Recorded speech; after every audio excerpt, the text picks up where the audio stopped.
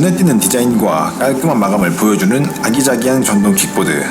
오늘은 비투인 포인트에서 판매하는 비투 35에 대해서 알아보도록 하겠습니다. 일단 형태적으로 굉장히 가볍게 생겼는데 실제 무게는 아주 가벼운 편은 아닙니다.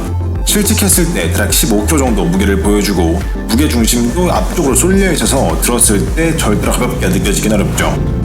그래도 무게 자체가 아주 무거운 제품은 아니기 때문에 일반적으로 엘리베이터가 없는 환경에서도 충분히 사용할 수 있는 정도입니다. 하지만 대중교통과 연계하기에는 다소 무겁고 크기도 조금 크게 느껴지네요. 비투 35의 장점은 폴딩 방식이 아주 엄청나게 굉장히 다이나믹하고 스피디하며 단순하고 심플하다는 겁니다. 킥 한 방이면 바로 폴딩이 가능한데 정말 말 그대로 1초면 폴딩이 끝납니다. 그러면서 유격도 없기 때문에 사용할 때 안정감도 상당히 뛰어나죠. 제가 이걸 엄청 오래 테스트할 순 없기 때문에 너무너무 단단한 제품이에요 라고 단정 지을 순 없겠지만 일단 골격 자체가 굉장히 두껍고 튼튼해 보입니다. 상당히 중요한 부분이라고 생각해요. 핸들에 안 접힌다는 것만 제외하면 폴딩식 만족도는 상당히 높은 편입니다.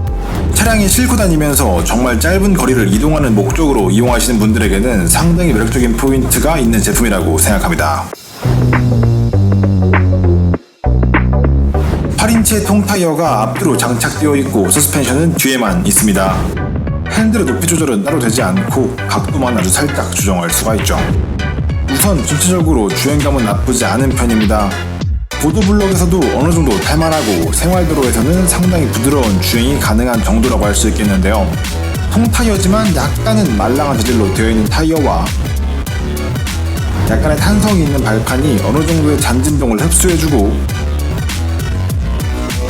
뒤쪽에 위치한 서스펜션이 발로 전해지는 큰 충격을 잡아주기 때문에 주행시 만족도가 괜찮은 편이었다고 생각합니다. 그래도 앞쪽에 서스펜션이 없고 통타이어로 이루어져 있으니까 당연히 연석이나 살짝 파인 곳은 조심하셔야 합니다. 속도가 빠른 상태에서 연석을 지나가면 핸들 쪽으로 충격이 크게 전달되기 때문에 가능하면 장애물을 만났을 때 속도를 최대한 줄인 후에 지나가시는 게 좋겠습니다. 전자 브레이크는 상당히 잘 잡히는 편입니다. 내리막에서도 제동이 가능할 정도로 잘 잡히기 때문에 뒤쪽 풋브레이크를 거의 사용할 필요가 없는 정도죠.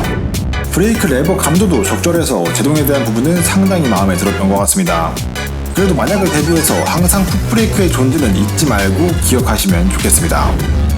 최저 속도는 25km로 제한되어 있고 한번 충전했을 때 실사용거리는 3단 기준 15km 안쪽, 2단 기준 20km 내외라고 봐주시면 되겠습니다. 주행거리는 속도 대비 조금 아쉬울 수도 있겠네요. 속도 조절은 총 3단계로 나눠져 있고 터치 센서를 이용해서 조작하게 됩니다. 단수에 따라 달팽이 모양, 번개 모양 등 상징적인 모양이 표시되는데 상당히 귀여운 부분이었습니다.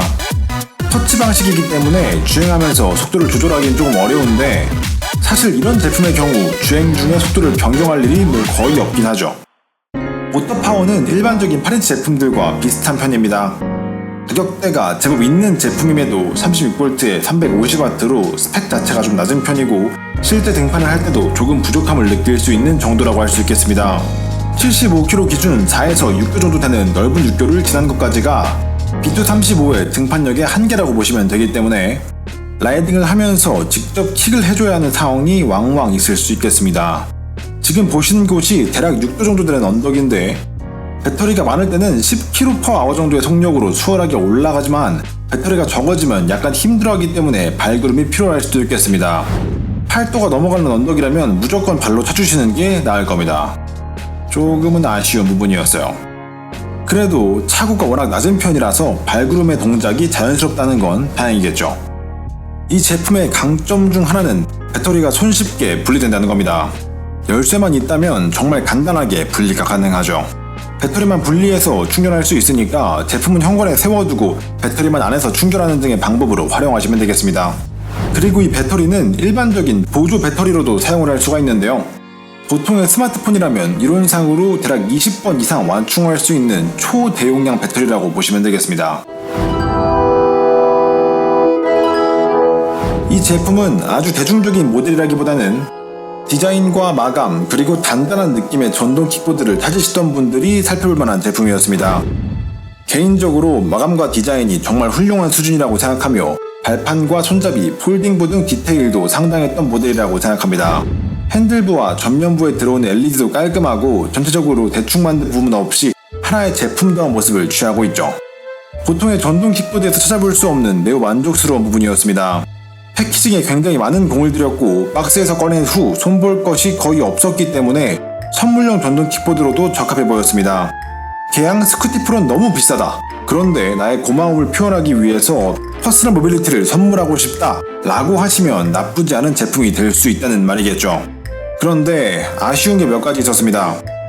경량형의 디자인과 특징을 대부분 가지고 있는데 비해서 14kg가 넘는 무게를 보여주고 접었을 때 손잡이 역할을 하는 부분이 없어서 체감 무게가 무겁게 느껴진다는 점, 회생 제동 기능이 있다지만 거의 효과가 없고 앞바퀴 모터의 저항이 너무 심해서 무동력 주행과 관성 주행이 사실상 불가능하며 한 손으로 끌고 다닐 때 차체 뒷부분이 들리는 현상이 잦아서 휴대성이 조금 부족하게 느껴진다는 점, 앞쪽이 서스펜션이 없고 8인치 통타이어로 되어 있어서 불규칙한路面을 지날 때 핸들의 충격이 다소 크게 올라오기 때문에 주행 중에 충분한 주의가 필요하다는 점, 미등과 핸들 등 그리고 헤드라이트까지 필요한 건 다 갖추고 있는데 정작 헤드라이트의 밝기가 너무 약해서 추가적인 전조등이 필요하다는 것 정도가 B235를 테스트하면서 아쉬웠던 점들이라고 말씀드릴 수 있겠네요.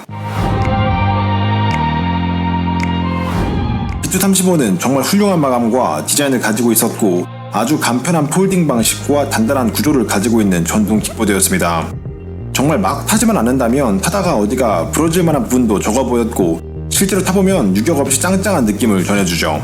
물론 저의 개인적인 판단이니까 너무 100% 신뢰하진 마세요. 정말 막 타거나 제품에 불량이 있다면 어떤 제품이든지 부러질 수밖에 없습니다. 제가 항상 하는 이야기 아시죠? 기계를 너무 신뢰하지는 마세요. 이야기가 조금 옆으로 샜는데 깔끔한 포장과 멋진 디자인을 가지고 있어서 선물용 전동 킥보드로 선택하면 꽤 괜찮은 모델이었다고 생각합니다. 속도가 느려서 다치거나 할 위험도 적은 편이고요. 이미 전동 킥보드를 타고 계신 분들이 업그레이드 목적으로 추가 구매를 하게 될 경우에는 성능적인 부분과 특정 상황에서의 승차감 등 자잘한 부분에서 아쉬움을 느낄 수 있는 모델이라고 생각합니다. 그러니까 경험자들을 위한 제품이라기보다는 굉장히 예쁘고 퀄리티 좋은 입문용 전동 킥보드의 느낌으로 보는 게 맞을 것 같네요. 아니 그래서 너는 살 거야? 라고 물으신다면 제가 직접 탈 용도로는 구입하지 않겠지만 저와 비슷한 또래의 지인에게 전동 제품을 선물할 상황이 온다면 저는 이 제품을 선택할 것 같다고 말씀을 드리고 싶습니다. 오늘의 영상은 여기까지입니다. 항상 시청해주셔서 진심으로 감사드립니다. 다음에 또 뵙죠. 끝.